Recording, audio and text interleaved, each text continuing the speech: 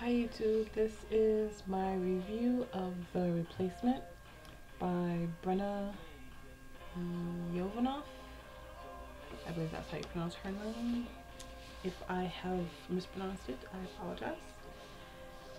This book has 343 pages. And it has this detail.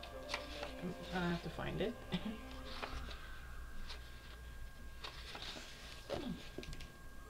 My camera picks it up. There we go, the scissors. And it corresponds to this mobile that's on the front of the book with the candle, the scissors, the horseshoe, and the knife. It's at the beginning, it has 4 parts. At the beginning of each part, it has a picture of the candle, the scissors, or the horseshoe, or the knife, which I thought was kind of cool, a cool detail because I hadn't seen that before. Also, the text is not bad. Not too bad. Anyway, I'm going to start by reading the synopsis on the inside of the flap. Mackie is not one of us. Though he lives in the small town of Gentry, he comes from a world of tunnels and black murky water. A world of living dead girls ruled by a little tattooed princess. He is a replacement, left in the crib of a human baby 16 years ago. Now, because of fatal allergies to iron, blood, and consecrated ground, Mackie is slowly dying in the human world. Mackie would give anything to live among us.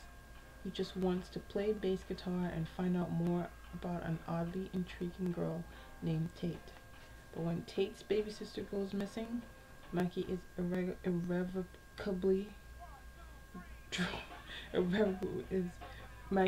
drawn irrevocably into the underworld of Gentry, known as Mayhem. He must face the dark creatures of the slag heaps and find his rightful place in our world or theirs. And after I read that in the bookstore, I decided I had to read this book. And I'm pretty glad I bought it.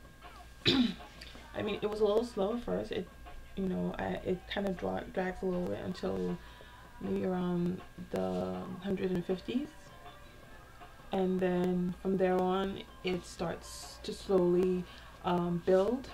And after that, each chapter becomes a new revelation, a new discovery that Mackie didn't know before, or about him, and it's, if I get into discovery of who and what or whatever, I'm going to ruin the story. So I'm just going to say he discovers a new information that he didn't know before.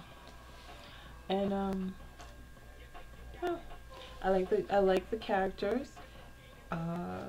My favorite is Roswell, because he seems like such a cool, chill guy you just want to hang out with.